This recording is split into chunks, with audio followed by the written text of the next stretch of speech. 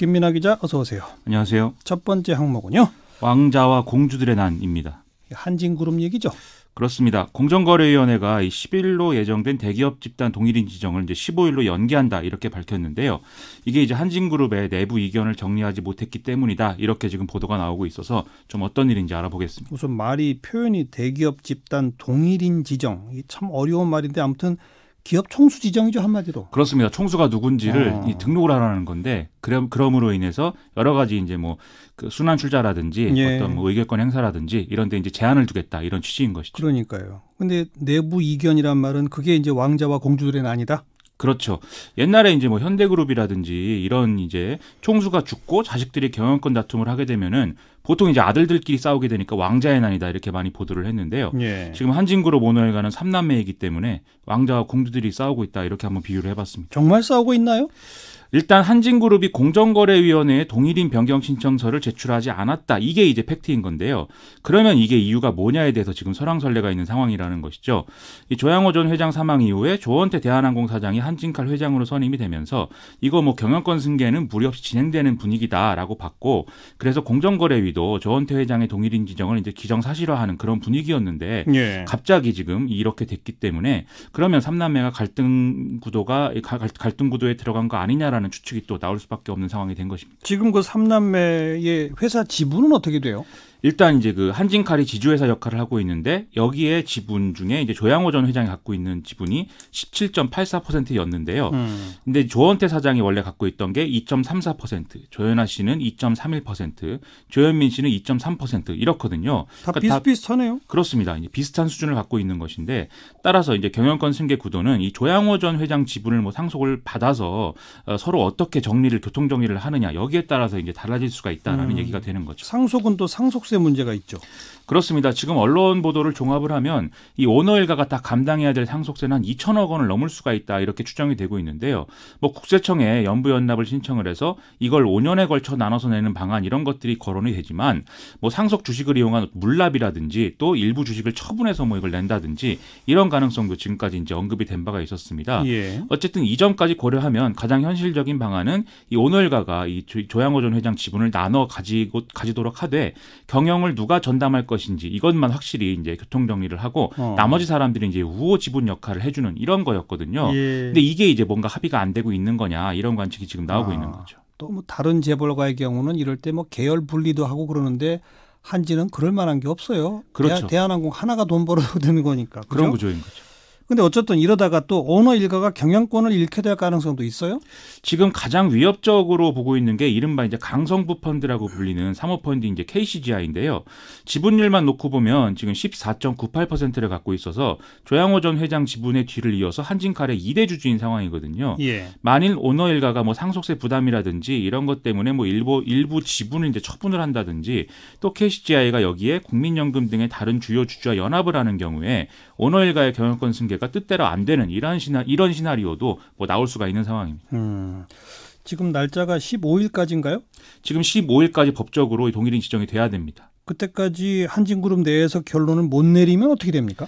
일단 공정거래위는 이 법정 시한이기 때문에 이때까지 동일인 변경 신청이 안 되면 검찰에 한진그룹 고발한다 이 방침을 얘기를 하고 있는데요. 공정거래법상 이 지정자료 제출을 거부하거나 허위 자료를 내는 경우에는 2년 이하의 징역이나 1억 5천만 원 이하의 벌금이 부과가 될 수가 있습니다.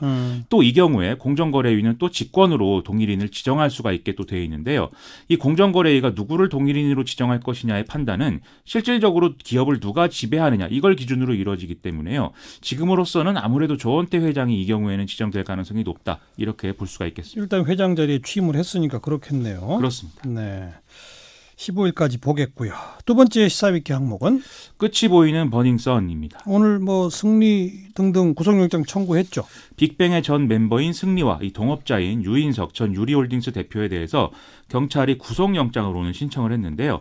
언론은 이 버닝썬 관련 수사는 거의 이제 끝을 향해 가고 있다 이렇게들 보도를 하고 있는데 내용을 종합을 해보겠습니다. 참 시간도 오래 걸리긴 했어요. 거의 3개월 이상 지금 걸렸죠. 어떤 혐의들이죠? 두 사람에 대한 혐의는 성매매, 알선과 횡령 이렇게 요약을 요약을 할 수가 있겠는데요. 먼저 이제 성매매 부분을 말씀을 드리면 지난 2015년에 뭐 클럽 아레나에서 그리고 2017년에 필리핀 등지에서 열린 뭐 생일 파티 이런 데서 사업 투자자나 이 파티 참가자 이런 사람들에게 성접대를 알선한 혐의입니다.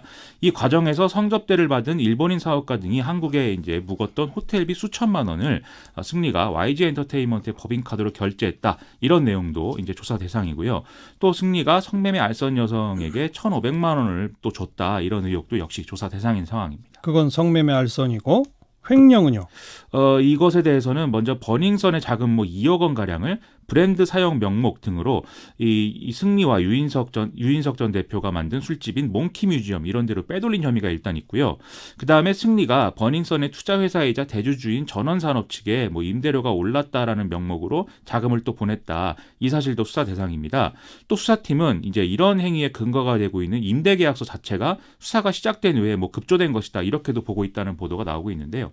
또 대만인 투자자인 이른바 린사모 측의 차명 통장에 뭐 허위 입금을 한다든지 이런 수법으로도 돈을 빼돌렸다라는 게 지금 경찰의 시각입니다.